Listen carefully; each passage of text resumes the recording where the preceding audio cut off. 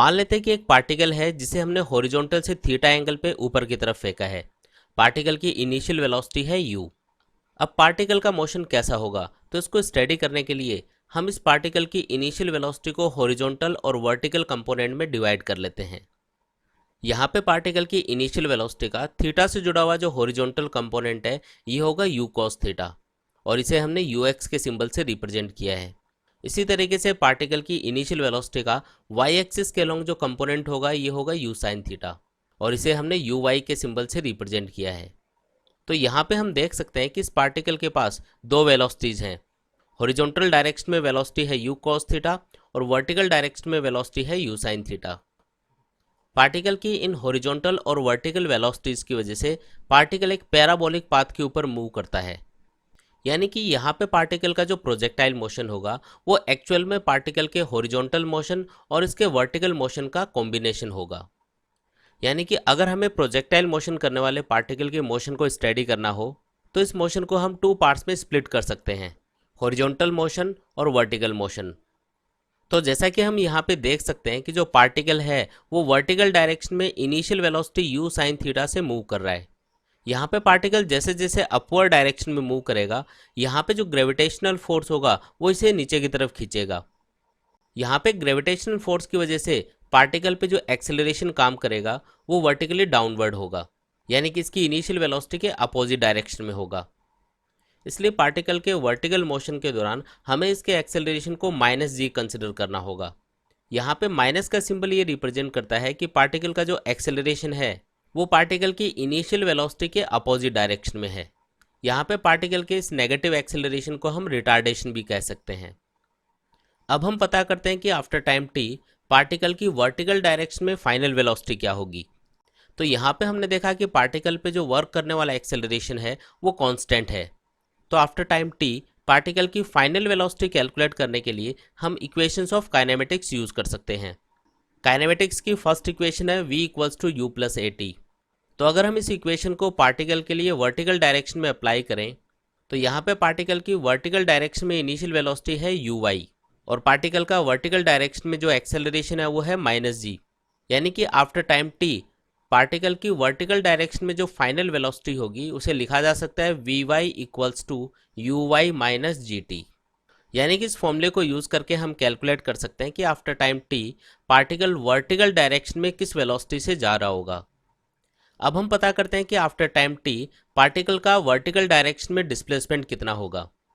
तो इसके लिए हम यहाँ पे second equation of kinematics use करेंगे। सेकंड इक्वेशन ऑफ काइनेमेटिक्स है s = ut + ½ at²। यहाँ पे पार्टिकल की वर्टिकल डायरेक्शन में यानी कि y एक्सिस के अलोंग इनिशियल वेलोसिटी है uy और वर्टिकल डायरेक्शन में पार्टिकल का जो एक्सेलरेशन है वो है -g। तो y एक्सिस के अलोंग यानी कि पार्टिकल का y एक्सिस के अलोंग जो डिस्प्लेसमेंट होगा उसे लिखा जा सकता है y = uy × t - 1/2 gt²। Vertical direction में पार्टिकल की इनिशियल वेलोसिटी होती है u sin थीटा, यानी कि y एक्सिस के अलोंग पार्टिकल के डिस्प्लेसमेंट को लिखा जा सकता है y = u sin theta × t - 1/2 gt²। यहाँ पे आफ्टर टाइम t पार्टिकल का y एक्सिस के अलोंग जो भी डिस्प्लेसमेंट होगा उसे हम पार्टिकल की after time t ground level से हाइट भी कह सकते हैं। यानी कि इस इक्वेशन को यूज़ करके हम फाइंड कर सकते हैं कि जब प्रोजेक्टाइल को ग्राउंड लेवल से ऊपर की तरफ फेंका जाएगा तो आफ्टर टाइम t वो ग्राउंड लेवल से कितना हाइट के ऊपर होगा। तो चलिए सबसे पहले हम प्रोजेक्टाइल मोशन करने वाले पार्टिकल का total time of flight calculate करते हैं। यहाँ पे टोटल टाइम ऑफ फ्लाइट का मतलब ये है कि जब हम प्रोजेक्टाइल को ग्राउंड लेवल से ऊपर की ओर फेंकते हैं तो इस प्रोजेक्टाइल को इस पैराबोलिक पाथ के ऊपर मूव करते हुए वापस से ग्राउंड लेवल तक आने में जितना भी टोटल टाइम लगता है उसे हम इस प्रोजेक्टाइल का टोटल टाइम ऑफ फ्लाइट कहेंगे। यानी कि प्रोजेक्टाइल को ग्राउंड लेवल से फेंके जाने के बाद ये जितनी देर के लिए हवा में रहेगा उसे ही हम उस प्रोजेक्टाइल का टोटल टाइम ऑफ फ्लाइट कहते हैं। अब जिस पॉइंट से हमने प्रोजेक्टाइल को फेंका है उसे हम ओरिजिन मान लेते हैं।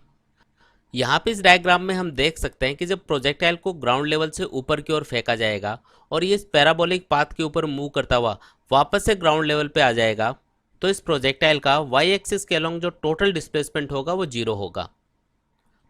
यहाँ पे हम जानते हैं कि प्रोजेक्टाइल मोशन करने वाले पार्टिकल के लिए उसका y एक्सिस के अलोंग जो डिस्प्लेसमेंट होता है उसे लिखा जा सकता है y = U Y into T minus 1/2 G T square. यहाँ पे यू वाई की वैल्यू होती है यू साइन थीटा, तो इस इक्वेशन को लिखा जा सकता है y equals to U sine theta into T minus 1/2 G T square. मान लेते हैं कि प्रोजेक्टाइल का टोटल टाइम ऑफ फ्लाइट है कैपिटल टी। तो इस टोटल टाइम ऑफ फ्लाइट के अंदर पार्टिकल का वाई एक्सिस के अलोंग जो डिस्प्लेसमेंट है वो जीरो होगा। यानी कि इस इक्वेशन को लिखा जा सकता है zero equals to U sine theta into T minus 1/2 G T square, जहाँ पे कैपिटल टी का मतलब है प्रोजेक्टाइल का टोटल टाइम ऑफ फ्लाइट। अब अगर हम इस इक्वेशन को सॉल्व करें तो यहाँ से total time of flight capital T की वैल्यू निकल के आती है T equals to 2u sine theta upon G. तो इस फॉर्मूले से हम देख सकते हैं कि अगर हमें प्रोजेक्टाइल की इनिशियल वेलोसिटी u पता हो और प्रोजेक्टाइल को हॉरिजॉन्टल से जिस एंगल के ऊपर फेंका है वो पता हो, यानी कि हमें थीटा पता हो, तो इस फॉर्मूले को यूज़ करके हम इजीली उस प्रोजेक्टाइल का total time of flight calculate कर सकते हैं। यहाँ पे ये जो u साइन थीटा है इसे हम पार्टिकल की इनिशियल वेलोसिटी का वर्टिकल कंपोनेंट भी कह सकते हैं। यानी कि इस टोटल टाइम ऑफ फ्लाइट को हम वेलोसिटी के वर्टिकल कंपोनेंट की टर्म्स में लिख सकते हैं t equals to 2u(y) upon G. Projectile motion करने वाले पार्टिकल के लिए हमको याद रखना है कि इसको ग्राउंड लेवल से मैक्सिमम हाइट तक पहुंचने में जितना टाइम लगता है उतना ही टाइम इसको मैक्सिमम हाइट से वापस ग्राउंड लेवल तक आने में लगता है। यानी कि प्रोजेक्टाइल का असेंडिंग टाइम और डिसेंडिंग टाइम हमेशा इक्वल होता है। यहाँ पे अगर इस प्रोजेक्टाइल का total time of flight capital T हो तो इसका असेंडिंग टाइम होगा t/2 और इसका डिसेंडिंग टाइम भी होगा t/2। यानी कि यहाँ पे अगर हम इस टोटल टाइम ऑफ फ्लाइट का हाफ कर दें तो इससे हमें प्रोजेक्टाइल का असेंडिंग या डिसेंडिंग टाइम मिल जाएगा।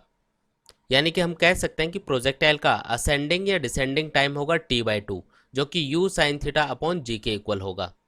या फिर यहाँ पे हम ऐसा भी कह सकते हैं कि प्रोजेक्टाइल को ग्राउंड लेवल से मैक्सिमम हाइट तक पहुँचने में जो टाइम लगता है वो होगा u साइन थीटा अपॉन जी।